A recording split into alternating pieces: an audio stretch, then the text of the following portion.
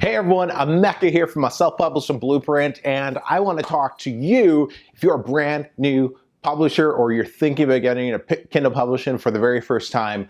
I want to break it down and forewarn you and let you know why your books are going to suck.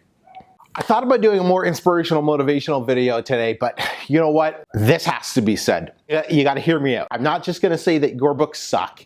Actually, no, your books are going to suck. Your first few books are gonna suck. It's a reality, get over it. So many people are afraid of getting into business because they're afraid of what? They're afraid of failure, right? That's why most people don't bother to get into business and run their own businesses. As a self-publisher, you are now running your own business. It's time to put on your big boy pants or your big girl pants and run your business. But guess what? When you first start off, if you're anything like me, your first few books will completely suck. And they're gonna suck for these 5 reasons. Number 1, you have no experience. Number 2, you have no experience. Number 3, you have no experience. Number 4, what was it?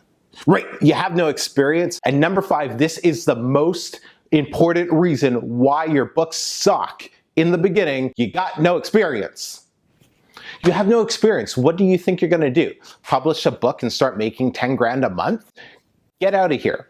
Those days are long gone. Those people, they're done. That was the Amazon, that was the Kindle publishing world back in 2012, 13, 14, 15. Kindle publishing in 2017 and going into 2018, it's a completely different game. You're not gonna get those overnight successes anymore. Could you publish a book today? It's October 26th today, 2017. Could you publish a book today and make your money back about the $300 that it's gonna cost to invest in a book? Could you make that back plus another $300-400 your first 30 days? Yes, you can. I've had several of my students do that, but guess what? The majority of my students don't.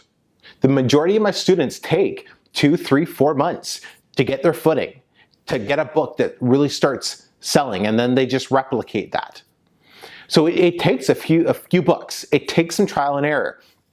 Look at me, for example. I'm a perfect example. My first book sucked. It's the one book I haven't made a profit on. I'll probably never make it. Well, eventually I'll make a profit, but it might take 50 years, right? Because it still sells like maybe a copy a week or a copy a month. But if I put all my time and effort into trying to make that piece of crap work, oh my gosh, I'd go nuts. Okay, the book sucks. It's dead to me. I have buried it in my backyard. I wish I could remove it from my dashboard, but I can't. But I don't focus on it. I do not focus on my weight loss book because it sucks. I don't focus on my how to write a book because it sucks. I focus on the books that actually do well because, well, they're my babies. So don't focus on the ones that suck.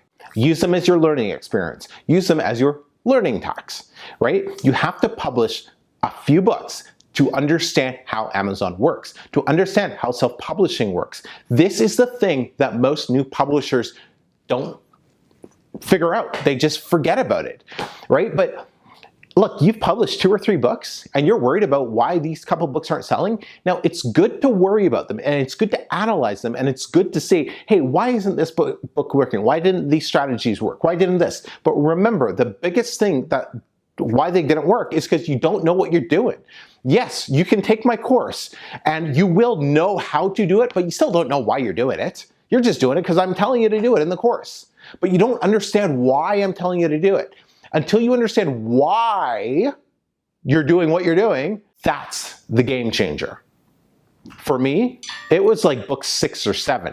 Yeah, books 4 and 5 started making money, but book 6 or 7 is when I started figuring out, oh my God, keywords are actually more important than I thought. Yes, that is right. Emeka Osai did not figure out keywords until 6 or 7 books published. I thought they were irrelevant. I thought they were stupid. I didn't think I had to really optimize my books for keywords. Yes, 6 or 7 books deep I published before I really understood how to do keywords properly. I made it. Okay, so you gotta keep publishing books. Now, this niche or that niche, which one do you go with? I've published a book in this niche, it's not selling. I published a book in this niche, it's not selling. Do you keep publishing in those 2 niches? Well, it comes down to one. One, do you want to build a brand around one of those particular niches? If you do, then you need to seriously consider, okay, how much am I willing to commit to this one niche? Because remember, self-help weight loss, health and fitness, I think it's called, and cookbooks, extremely, extremely profitable, extremely saturated. The competition is going to be super heavy. So if you're looking at those if you're looking at those 3 niches to get into, you better be passionate about whatever you're publishing. Because if you're not, they aren't going to work. They aren't going to work, right? I have a book sitting on my computer. It's been sitting on there for a month and a half on something to do with self-help, right? I can't even remember what the actual niche is anymore, but it's in the self-help niche. I haven't even bothered publishing it because I'm taking the business in a whole new direction to find a more long-term strategy with publishing. So if you're not super passionate about this and you're looking at just making some money, well, then find a niche that is going to make you some money. You don't have to be super passionate about it in the beginning if you don't want to be. Find something that's going to start making some money, that's not going to be heavy, it's not going to be surrounded, it's not going to be saturated with a ton of competitors like those 3 niches are, and publish in those until you get your footing, right? Once you've published 10, 15, 20 books, jump into one of those niches if you're like super passionate about self-help, or like you want to do like some sort of weight loss cookbook type of thing, whatever the case is, but publish 10 to 15 to 20 books first. Because by then, guess what? You have, wait for it, experience. And you know exactly, well, you don't know exactly what you're doing, but you have a 10 times, 20 times better idea than you did in the beginning. So don't get hung up on why your first few books aren't selling, why your first few books might, most likely, I can almost guarantee you, will suck. It's nothing about you. It's nothing about what the program, the course you're taking. It's just you don't have experience to make them good yet. Keep publishing books. Number 1 rule in this business is what? Keep publishing books. If you keep publishing books, you will keep getting experience. You will learn every single book. Even the bad ones have taught me something. And eventually you'll publish a book and it'll seem like overnight success. This is exactly what happened to me last November. Let's make this November all about your overnight success.